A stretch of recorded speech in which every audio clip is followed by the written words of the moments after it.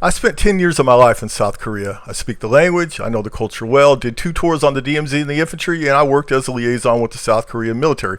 I walked all the famous battlefields, etc. So I've been kind of interested in the IL-2 project, even though I'm really more interested in World War II aviation.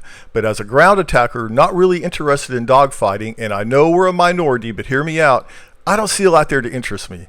And before I start bitching about it, I know from a sheer business perspective, these game companies don't really owe us, the consumers, anything. They sell a product and we simply buy it or we don't buy it. My own purchase decision revolves around a couple of issues.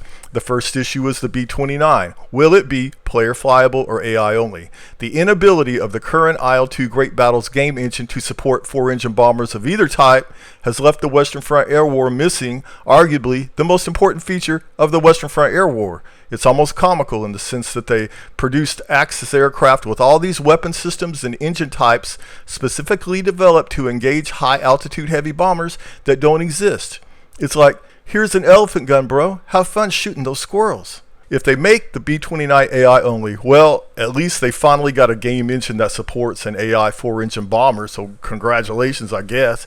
DCS can already do that with their current engine, but if the B-29 is player flyable, that's a big deal. And that aircraft is a ground attacker's wet dream with all kinds of cool capabilities, including a turret system so sophisticated it had a 12-to-1 kill-death ratio against Japanese fighters and a 1.12 KD ratio against the MiG-15, which is a lot lower, but still means even against MiGs, the house odds favor the B-29. I know those systems are complicated to model, but I don't think it's any more difficult than the modern aircraft systems DCS has been doing for years, so just saying, brand new game engine, just saying.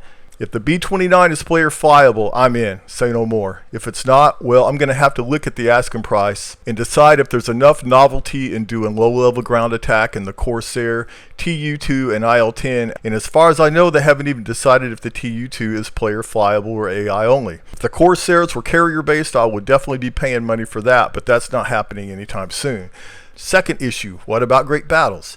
It's encouraging they're preparing another Eastern Front module with 2 maps and 8 new aircraft because, except for a few collector planes, the Eastern Front hasn't been touched since Bold and Platt was announced in November 2017. But moving forward, how is this going to play out? I look at the TU-2 and IL-10 and I'm thinking, goddamn, would have been nice to have that in Great Battles, along with the IS-2 tank. And by the way, would be nice to have static models of these player tanks so we can bomb them as targets in multiplayer servers. From my perspective, they had a limited number of eggs that they split between 3 baskets when I wish they would have just put all their eggs in the World War II aviation product and made that as good as it could be.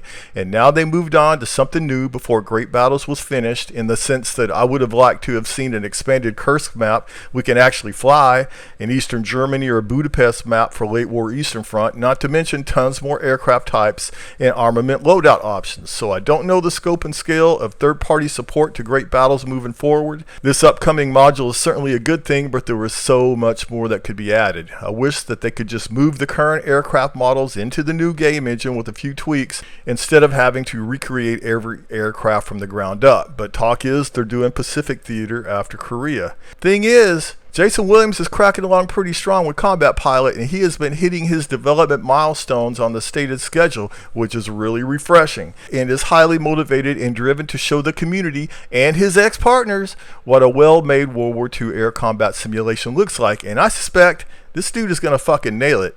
If Combat Pilot locks up that Pacific Theater with a great game, and the IL-2 folks insist on making their own Pacific campaign version, well, then the community loses over that dick measuring contest, and people like me, who would rather play the Western European or Eastern Front campaigns anyway, will be sucking hind tit for God knows how long, until IL-2 or Combat Pilot or some future dark horse company out there eventually starts putting out European and Eastern Front modules. So I don't know what you guys think about it. I'm sure lots of folks are excited for Korea. I'm just hoping the B-29 and TU-2 are player flyable and World War II Europe doesn't get left behind. Thanks for watching. This is HVB. Peace out.